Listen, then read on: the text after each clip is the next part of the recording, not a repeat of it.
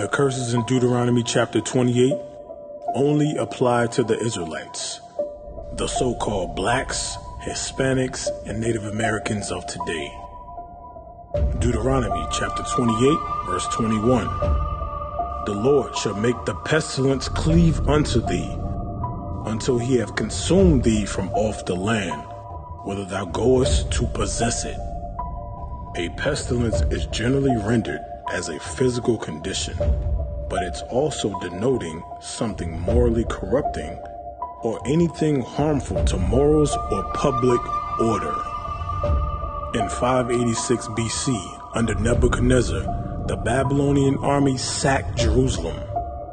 The political, religious, and educational leaders of the Israelites were forced from their country and taken as captives to Babylon. Only the poorest of the people were left behind. 2 Kings chapter 24, verse 14. And he carried away all Jerusalem, and all the princes, and all the mighty men of valor, even 10,000 captives, and all the craftsmen and smiths. None remained save the poorest of the people of the land. And he carried away Jehoiakim to Babylon, and the king's mother, and the king's wives, and his officers, and the mighty of the land.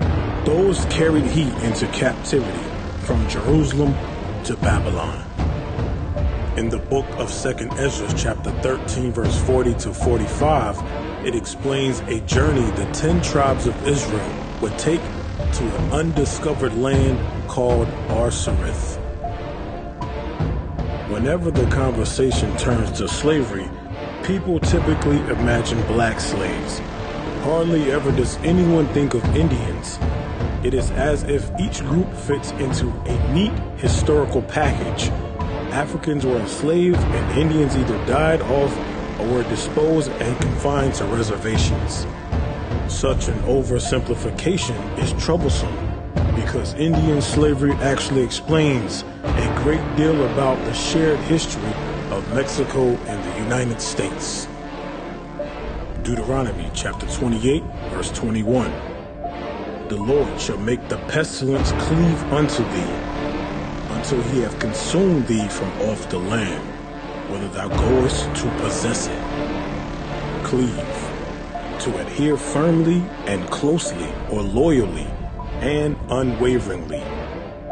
This curse applied at various times throughout history, even unto today, to the so-called black, Hispanic, and Native American.